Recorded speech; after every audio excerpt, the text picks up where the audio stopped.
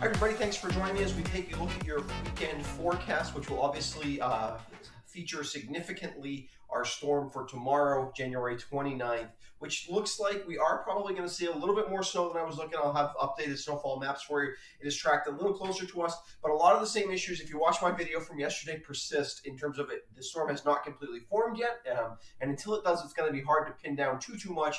But it does seem like the western track is becoming more and more likely, which does bring snow into our area. We're still not seeing the most significant effects of this storm, still nothing like what they're going to see east of us, but a little bit more in the way of snowfall, it looks like, than we were thinking yesterday, although not a huge bump up. But I'll show you what those maps look like in a little bit. First, let's look at the south.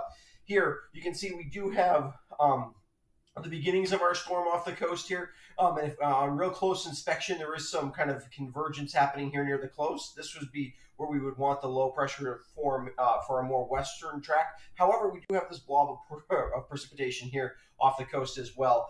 This is expected, not really telling us anything yet, but this is basically the zone here, right? Does the low form here, or does it form here or a little further south down in here?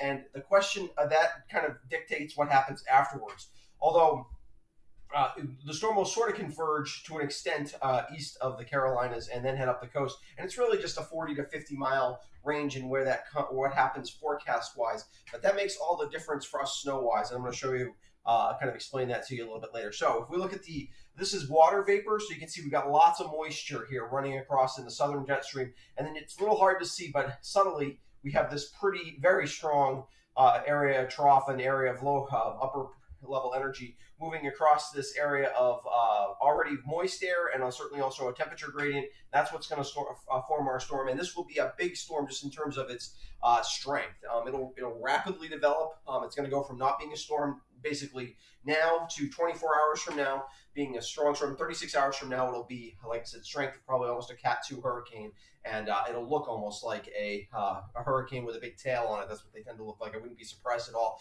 if they almost had a cutoff center around the center of the storm. Looked almost like an eye. That sometimes happens with these very strong nor'easters, bringing blizzard conditions to a lot of eastern Massachusetts, which are probably a pretty crippling storm for them. Again, that's not what you're here for, though. You're here to think about the weather across southern Vermont. Here you can see we are starting to get a little bit of that energy is getting closer, and it is starting to enhance the cloud cover across the southeast or just off the southeast coast. And again, this is the area to watch today to figure out where our storm is going to form. We're a little too early, probably within the next 12 hours, though, we should be able to tell when that's going to happen. Matter of fact, I'm going to go live tonight, probably, or live at 7:30 tonight, and I will have details on all of this, and I'll be able to do some deep dives, and hopefully by then we'll be able to really nail down what's going to happen here and at least explain to you what's happening. So I'll post the link in that underneath the link to this video in the comment section on Facebook. All right, so details. Snow starts before dawn and ends overnight. Heaviest snow falls Saturday afternoon. The snow will be very fluffy, will be very cold during the storm for snow conditions. We'll also have some blowing snow with some breezy conditions. Wind won't be that bad here. It'll be real bad at the coast. There will be a sharp cutoff to snow amounts in our area, and temperatures probably only around 10 on Saturday. So the roads will see. The problem with that travel-wise is that'll leave the roads snow-packed longer. You can only do so much when you're plowing in 10 degrees. Salt is basically ineffective, so the roads are likely to stay snow-packed for a bit longer, so travel will be slick. The good thing is there shouldn't be any ice underneath, really, because it shouldn't have any melting, but they will be snow-packed, so you're just going to have to be aware of that. If you're driving anywhere, even on the state highway, it's unlikely that the roads will be they could still be snow-packed into Sunday morning, even though it's not really going to snow much on Saturday night. Just something to be aware of. Why is this storm so challenging to forecast? All right. Storm hasn't formed yet. We talked about that already, so pinning down a starting location to begin with is tough. Then the track. The storm could shift some, even though it looks like we're on the more western track. We still probably have a 50-mile radius or so of where the storm could realistically go. There's going to be a very sharp cutoff to the snow on the back end. This happens often on storms like this, and we are right in the area where that sharp cutoff is going to happen. Peterborough, New Hampshire. I would not be surprised that these are just some ideas of how much snow places could get. Wouldn't be surprised at all if Peterborough got 2 feet of snow. Right? Maybe even more. 30 miles west in Brattleboro, 10 inches of snow seems quite likely. Probably maybe not quite that much. On my map, it's not quite that much, but 10 inches, definitely a possibility in Brattleboro.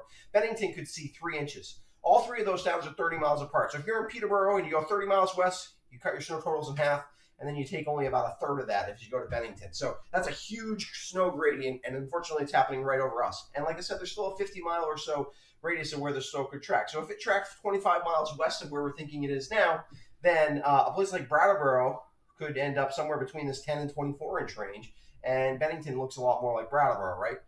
If it tracks 25 miles the other way, Bennington gets almost nothing. Brattleboro looks like a couple of inches, and Peterborough gets more like a foot of snow or so there. And so that's a big difference on a very short space of time.